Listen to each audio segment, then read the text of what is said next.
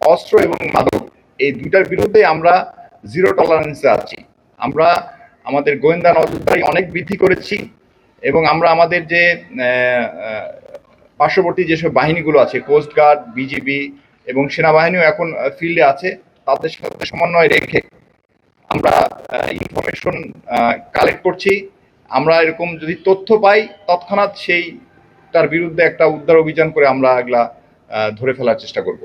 অপহরণ, খুন, ডাকাতি সহ সমাজে বিরাজমান বিভিন্ন অপরাধ নির্মূলের লক্ষ্যে র্যাপিড অ্যাকশন ব্যাটালিয়ন 15 আন্তরিকভাবে কাজ করে যাচ্ছে।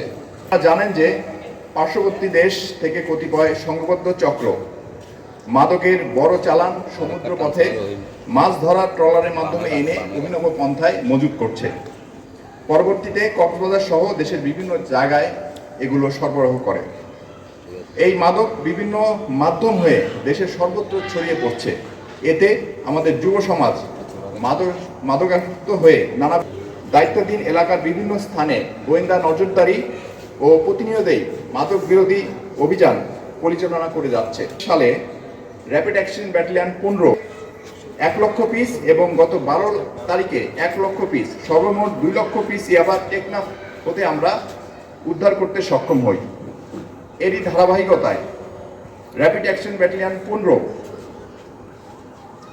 এর একটি আভিযানিক দল গোপন তথ্যের ভিত্তিতে জানতে পারে মাদক কারবারি মোহাম্মদ ইসমাইল ও নজরুল ইসলাম তাদের মাদক সিন্ডিকেটের সদস্য সহ মাদকের একটি বিশাল চালান গোপনে কক্সবাজার জেলার সদর থানাধীন 2 নম্বর ওয়ার্ড উত্তর ননিয়ার ছড়া এলাকায় প্যারাবন সংলগ্ন সমুদ্র তটে লুকিয়ে রেখেছে।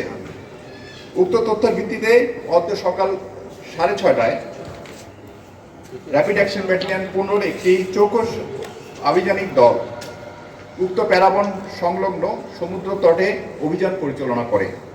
র্যাবের উপস্থিতি টের পেয়ে দৌড়ে পালানোর সময় র্যাব সদস্যগণ মাদক ব্যবসার সাথে জড়িত 2 জনকে আটক করতে সক্ষম হয়। আটক মাদক কারবারিদের জিজ্ঞাসাবাদে তারা সমুদ্র তটে বালুর নিচে লুকানো অবস্থায় 4টি প্লাস্টিকের বস্তা বের করে দেয়। এতে সর্বমোট 6,30,000 পিস ইয়াবা এবং 10 কেজি হিরোইন সদৃশ্য মাদক দ্রব্য পাওয়া যায়।